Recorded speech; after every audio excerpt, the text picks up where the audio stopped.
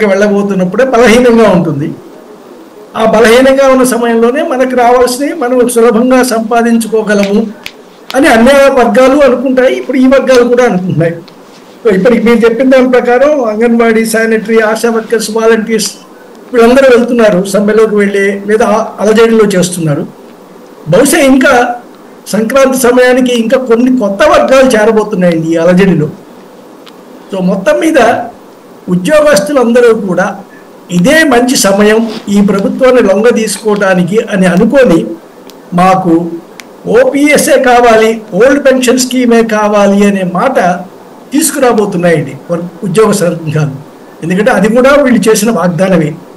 కాబట్టి తర్వాత ఎటువంటి లెక్కలు చెప్పినప్పటికీ కూడా ఓపీఎస్ కోసం కూడా మళ్ళీ ఉద్యోగ వర్గాలు వీధులలోకి రానున్నాయి.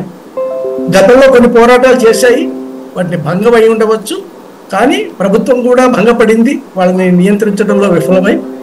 అలాంటి పరిస్థితే మళ్ళీ రాబోతోంది.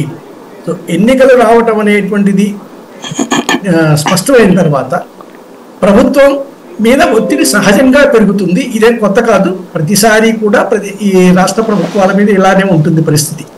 అయితే ఇప్పుడు ఎందుకు వస్తోంది? ఇంత బుజ్జగించినా, ఇన్ని రకాలుగా ఉచితాలు ఇచ్చినా, ఇన్ని రకాలుగా సంక్షేమ పథకాలు ఇచ్చినా కూడా అన్నీ అందుకొని కూడా మళ్ళీ ఎందుకు తిరగబడుతున్నారు, ఎందుకోసం మళ్ళీ ఇంత ఉద్యమం చేస్తున్నారు అనేటువంటిది అధికార పార్టీ ఆలోచించుకోవాల్సినటువంటి అవసరం ఉంది. అయితే నాకు తెలిసినంత వరకు ఏమిటంటే చాలామంది వర్గాల్లో ఇప్పుడు ఎవరైతే అలర్జీ చేస్తున్నారో, సమ్మెలోకి వెళ్తున్నారో వాళ్ళందరికీ కూడా ఈ ప్రభుత్వం మళ్ళీ రాదు అనేటువంటి నమ్మకానికి వచ్చేసారండి. సో వ్యతిరేకత బాగా పెరిగింది కాబట్టి మన అవసరం వాళ్ళకుంది, ప్రభుత్వానికి మన ఓట్ల అవసరం వాళ్ళకుంది. కాబట్టి ఇప్పుడు మనల్ని కనుక మనం కోరినవన్నీ ఇస్తేనే మనం ఓటు వేద్దాం. లేదు అంటే కొత్త వాడి మీద కొత్త ఆశతో పోయినసారి 2019లో వీళ్ళ మీద ఎలా కొత్త ఆశతో వేశారో 2024లో మరొక పార్టీకి అంతే కొత్త ఆశతో మళ్ళీ చేద్దాం అనేటువంటి ఆలోచన. నాకు వచ్చిన సందేహం, 2019 ఎన్నికల ముందు ఇంత హడావిడి జరగలేదు, యాజిటేషన్స్ ఇట్లా జరగలేదు.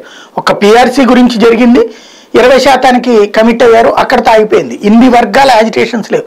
అంటే అప్పుడు చంద్రబాబు మళ్ళీ వస్తారని నమ్మి వీళ్ళు చంద్రబాబుకే ఓట్లు వేసినట్టు. అప్పుడు చంద్రబాబుకు ఓటు వేశారనో లేదో చెప్పలేం కానండి, ఆ రోజు మాత్రం మళ్ళీ అధికారంలోకి వస్తుంది అనేటువంటి అభిప్రాయం ప్రజల్లో ఉందండి. అందుకని వీళ్ళు ఆ రోజున యాజిటేషన్కి వెళ్ళలేదు, యాజిటేషన్కి వెళ్ళలేదు, మళ్ళీ వస్తుంది అనేటువంటి ఆలోచనతో ఉన్నారు వాళ్ళు. ఈసారి రాదనే ఉద్దేశంతో చేస్తున్నారు. ఇప్పుడు అలా ఉందండి పర్సెప్షన్. ఇక్కడ నాకు డౌట్ ఏంటంటే, ఇప్పుడు మీరు అన్నట్టు అప్పుడు వీళ్ళకి ఓటేశారంటున్నారు కదా, మరి చంద్రబాబు వస్తారని యాజిటేషన్ చేయని వాళ్ళు వీళ్ళకి ఓటు ఎందుకు వేస్తారు?